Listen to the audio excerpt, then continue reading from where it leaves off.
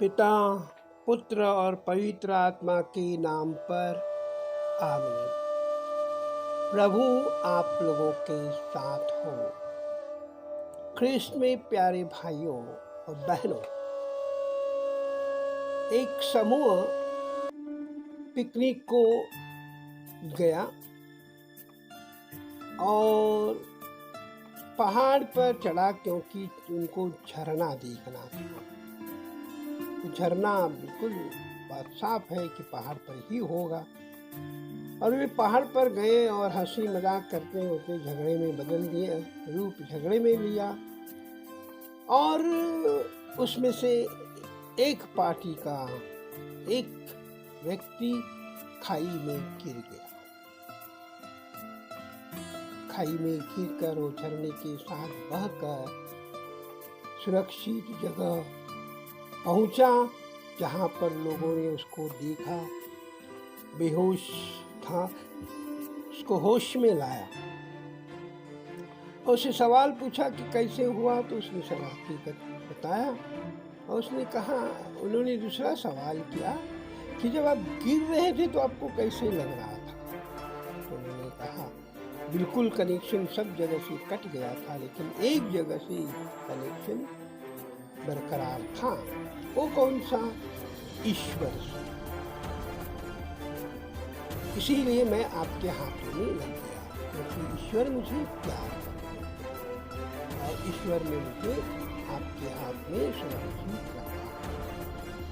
ख्रिस्त में प्यारे भाइयों और बहनों,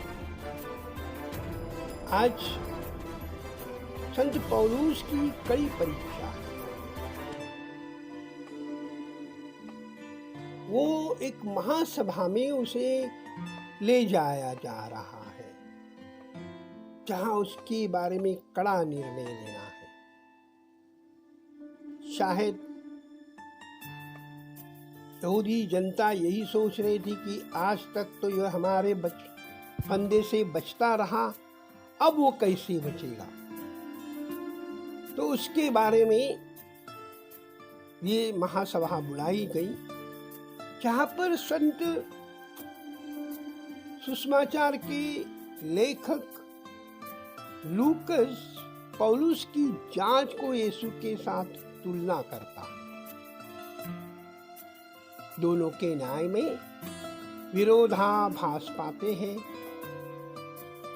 क्या संत पौलुस को ईसा के समान विनम्र होकर धृष्टता पूर्ण मंत्र का प्रयोग न कर चुपचाप से उनके हवाले कर देना उचित था? समानता उनमें यह थी कि दोनों ईश्वर की इच्छा पूरी करते थे। संत पौलुस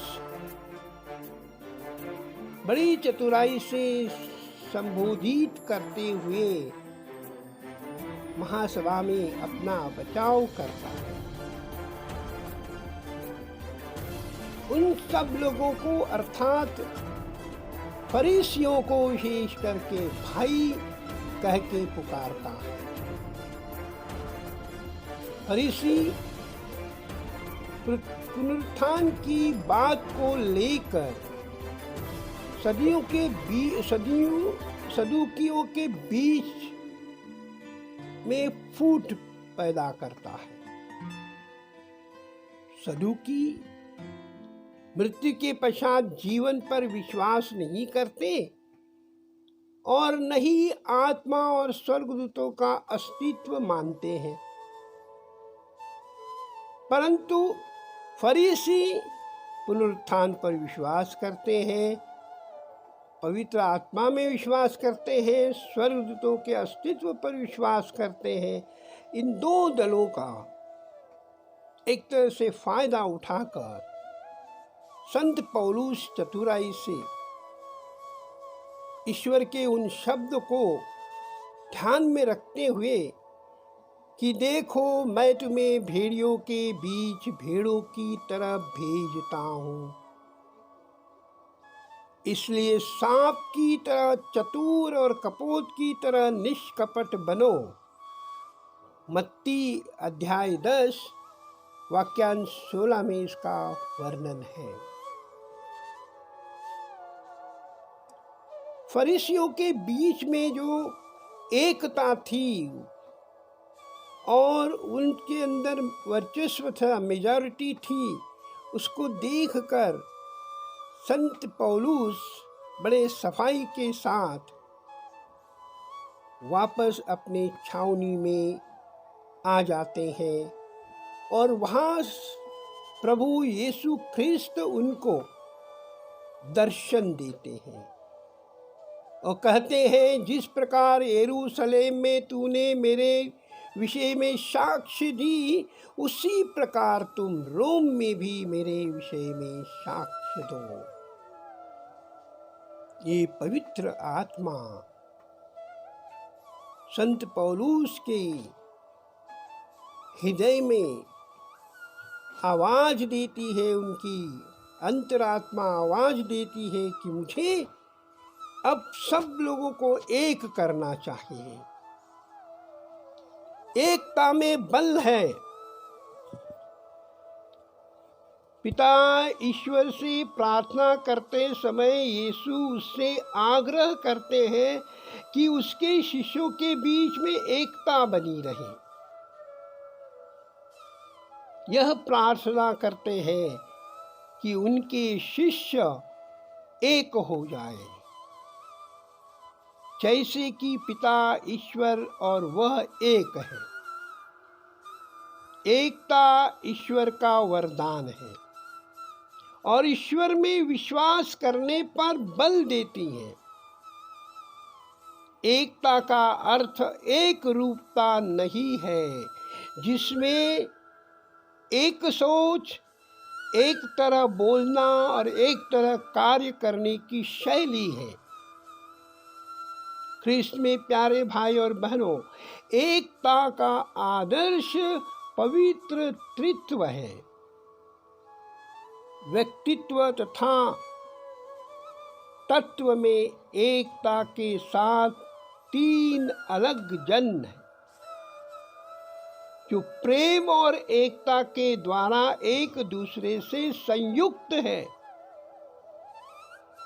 हम सभी अलग अलग परिवेश, अलग विचार और अलग तरीके से कार्य करने वाले हैं,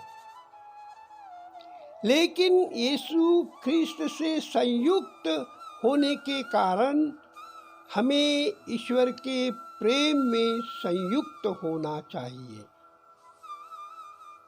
और सभी को भलाई के लिए एक साथ काम करना चाहिए। जब हम एकता और सहयोग के लिए कार्य करते हैं तो ईश्वर की महिमा हम में प्रकट होती है। ईश्वर का बल हमें मिलता है। प्रभु यीशु ख्रिस्त हम में जीवित है। हम चार तरीके से अपनी एकता को प्रदर्शित कर सकते हैं।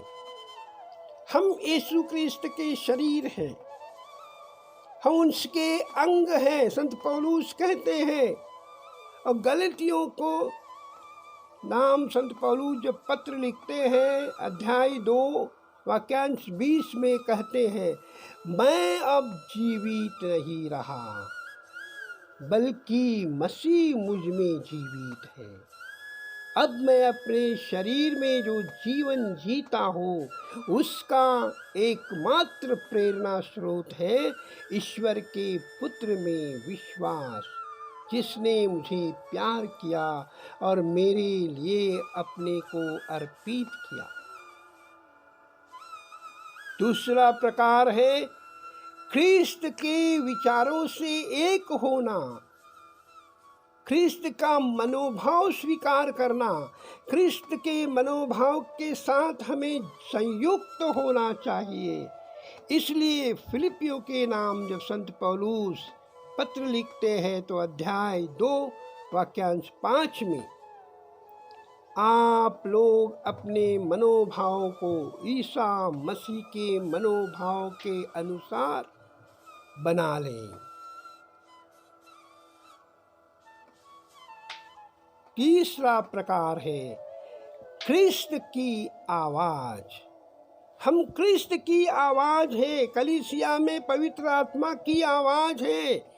हम ख्रिस्त हैं, क्रिस्टीय हैं, ख्रिस्त की आवाज है। हम ख्रिस्त के आवाज से जुड़े हुए हैं। इसलिए संत लूकस अध्याय 10 वाक्यांश 16 में कहते हैं, जो तुम्हारी सुनता है वो, और जो तुम्हारा तिरस्कार करता है वो मेरा तिरस्कार करता है। जो मेरा तिरस्कार करता है वो उसका तिरस्कार करता है जिसने मुझे भेजा है। और चौथा तरीका है कि हम प्रभु यीशु ख्रिस्त के हृदय से जुड़े हुए लोग हैं। प्रभु यीशु का मधुर हृदय का वास्तव्य हमारे हृदय में है। संत मत्ती कहते हैं अध्याय 25 वाक्यांश 40 में, तुमने मेरे इन भाइयों में से किसी एक के लिए किया, चाहे वो कितना ही छोटा क्यों न हो। जो कुछ किया वो तुमने मेरे लिए ही किया। ख्रिस्त में प्यारे भाइयों और बहनों, ईसाइयों में यह मसीही एकता, यह मसीही प्रेम सारे जहां का वह चिन्ह है जो विश्वासियों के द्वारा चीख चीख कर कहता है कि यीशु ख्रिस्त पिता परमेश्वर के द्वारा भेजा गया है और वो हमें प्यार करता है जैसे वह अपने पुत्र को प्यार करता है।